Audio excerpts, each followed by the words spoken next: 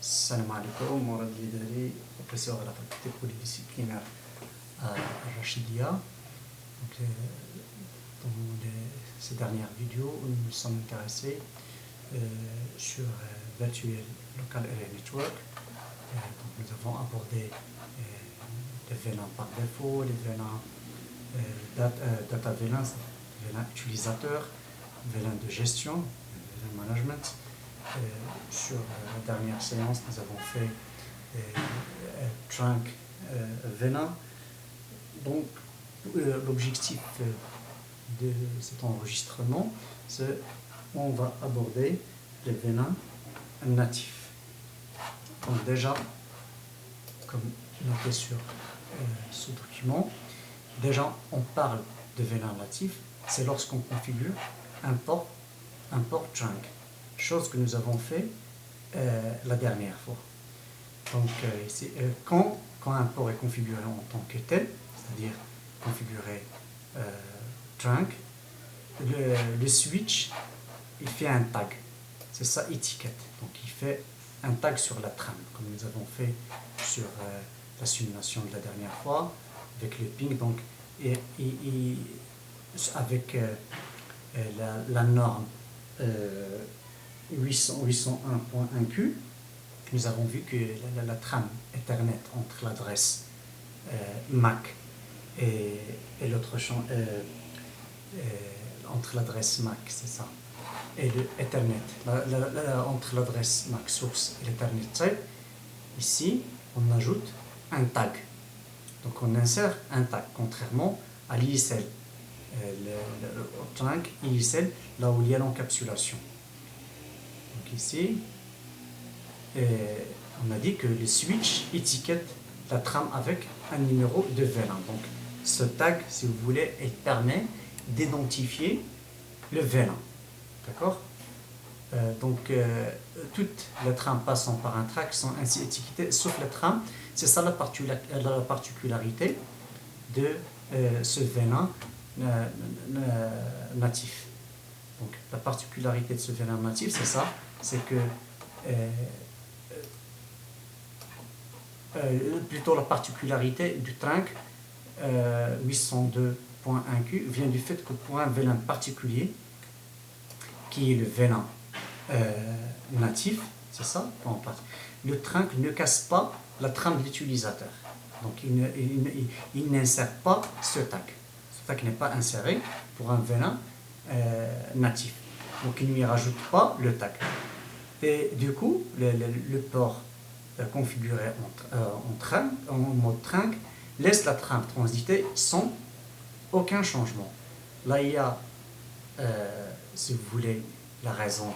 Ça, c'est une raison parce que ici, voilà pourquoi. On va essayer de comprendre pourquoi il y a ce cas particulier. Donc, on va parler ici de deux scénarios. Si j'ai deux VLAN, prenons le cas des PC dans le VLAN 2, c'est des PC en vert. Donc, si vous voulez, dans le cas où un PC, par exemple celui-là, veut communiquer avec son VLAN, qui est le VLAN 2. Donc un PC de gauche,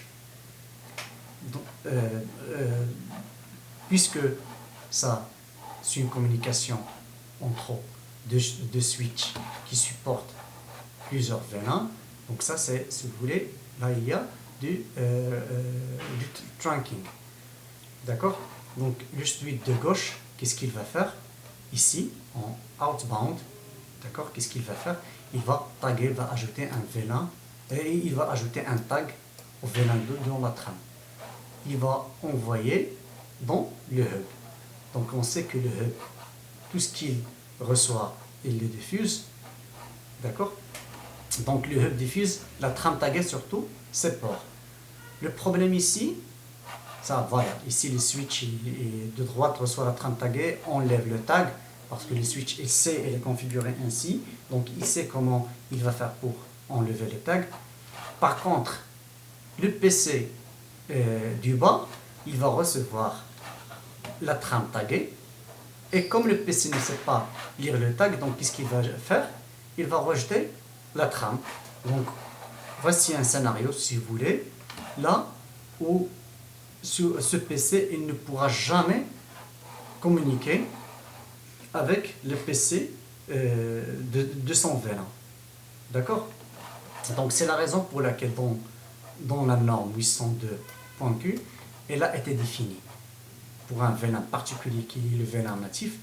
Par défaut, qu'on ne sait pas configurer, nous avons vu la dernière fois que ça, c'est un VLAN, ça correspond au VLAN 1.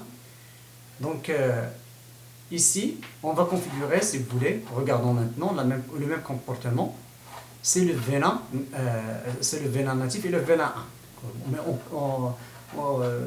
il y a des recommandations qu'il faut changer, si vous voulez, le VLAN natif. Il ne faut pas le garder comme VLAN 1. Mais ici, c'est juste pour l'exemple. On va supposer que c'est ça, le VLAN natif. Donc ici, on voit donc ces PC de VLAN 1 veulent communiquer entre eux, d'accord? Donc un PC de gauche, on voit du trafic, d'accord? Le switch, donc n'ajoute pas le switch n'ajoute pas le tag parce que tout simplement ça vient d'un VLAN natif. Donc le hub, qu'est-ce qu'il fait? Il diffuse la trame non taguée surtout ces ports. Le switch de droite reçoit la trame non taguée, donc il sait qu'il appartient au VLAN natif. Ici c'est le VLAN 1, mais c'est pas forcément, peut être n'importe quel numéro ici. Et comme la trame vers les ports appartenant au même VLAN, donc ici le PC du bas reçoit une trame non taguée, donc la traite comme toute trame classique. Donc ici on comprend que le PC du bas peut communiquer sans aucun souci avec d'autres PC qui appartiennent au même VLAN. Il y a ça. Il y a aussi lorsqu'il s'agit des équipements qui ne sont pas des équipements qui ne sont pas de Cisco. Donc ici, c'est ça, on dit que pour le VLAN natif, existe pour assurer, si vous voulez, une interopérabilité, ou bien une compatibilité avec du trafic ne supportant pas le tagging, bien l'étiquetage, comme le cas ici du hub. Donc ici on dit, pour information, que les protocoles CDP, VTP, DTP sont toujours transmis par le VLAN natif. Donc si on change d'identifiant, il faut le faire, donc ça c'est normal pour la configuration. Donc on passe, j'espère que cette notion de VLAN natif est claire pour vous. Ici on passe à la configuration. Je clique sur mon switch, je fais conf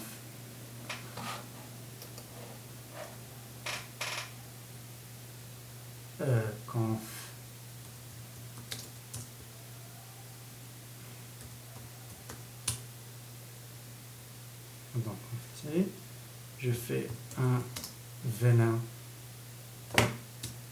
de 80, je vais le nommer VLAN natif, name natif,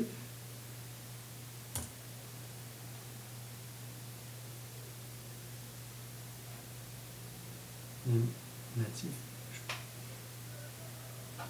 je peux faire ici.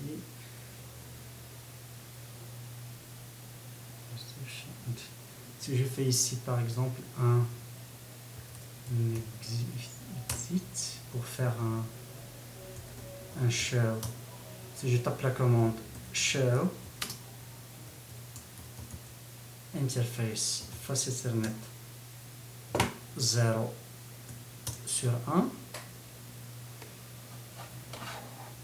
shell interface face Ethernet 0 sur 1, si vous voyez que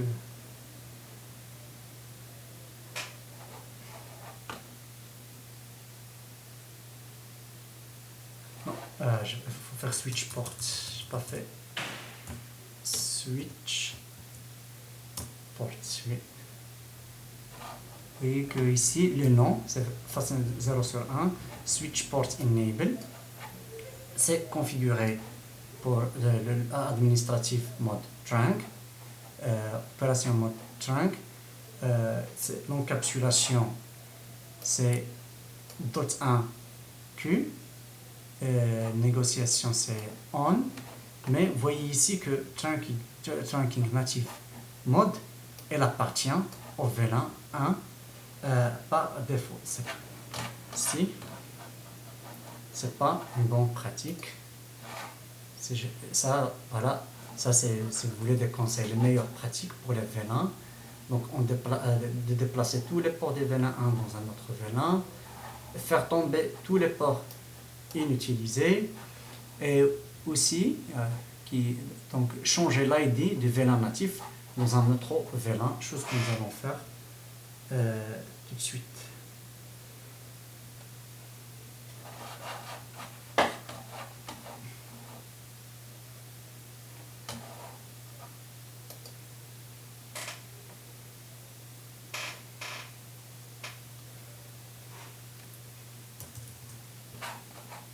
Donc je fais ici switch interface conf, je fais conft sur l'interface face Ethernet 0 sur 1, fait switch port trunk. Si je fais ici point d'interrogation, donc il y a allowed et il y a native. Ça, cette training native characteristic when interface is in training mode. Déjà mon interface face Ethernet 0 sur 1 elle est en mode training, donc je vais faire un training natif ici.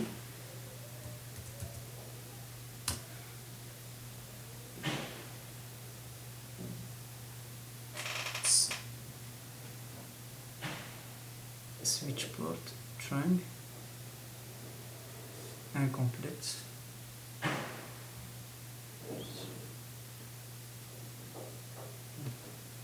Oui, c'est normal, il faut associer un VLAN, j'ai oublié VLAN 80. Très bien. Si je fais ici show, je fais un contrôle and je fais un show interface fast 0 sur 1, fast 0 sur 1, switch port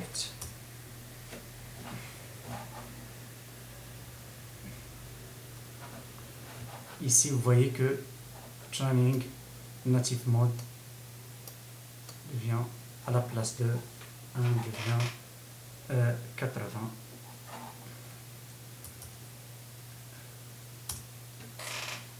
Si je tape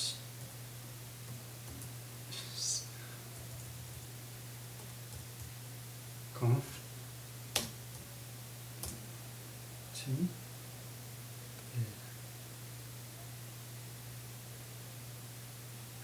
non, je peux faire exit. On va faire un autre show, c'est show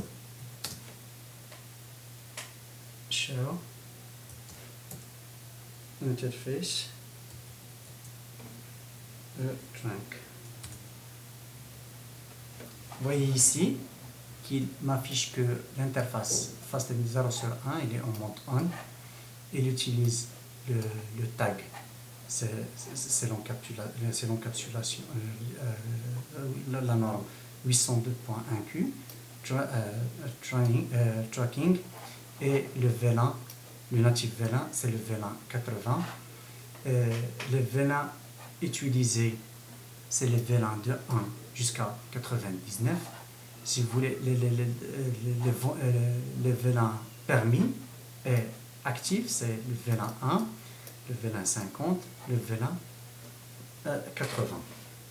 Donc après, on va faire la même chose, si vous voulez, les mêmes commandes sur autre switch. Faire la même chose sur l'autre switch. Je fais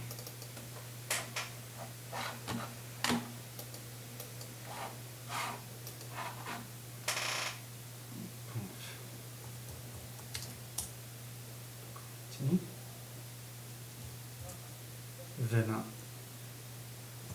je finis le venin 80, le nom natif venin, je fais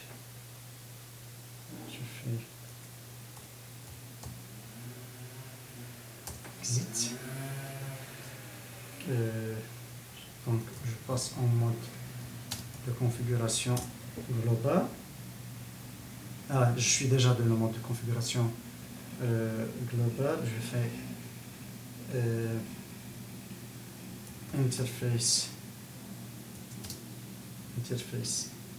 fast 0 sur 1, switch port trunk native, switch port trunk VLAN, switch port oui c'est ça, switch port trunk native VLAN 80. J'ai commis le même numéro de tout à l'heure. Si je fais ici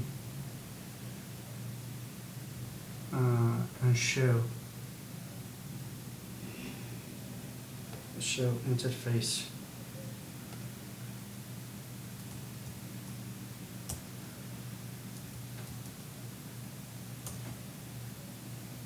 ici un show interface trunk, donc ici c'est la même chose que tout à l'heure. Donc très bien, nous avons expliqué cette notion de venin native.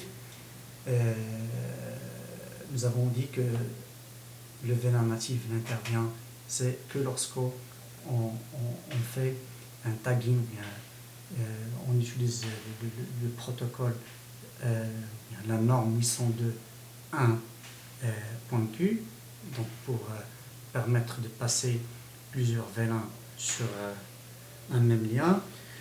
Nous avons dit aussi que le VLAN natif, lorsqu'il n'est pas configuré,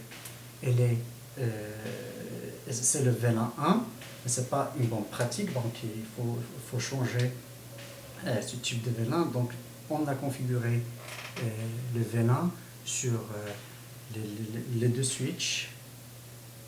Donc merci pour votre attention et à la prochaine séance, Inch'Allah, à la prochaine vidéo, on fera le test.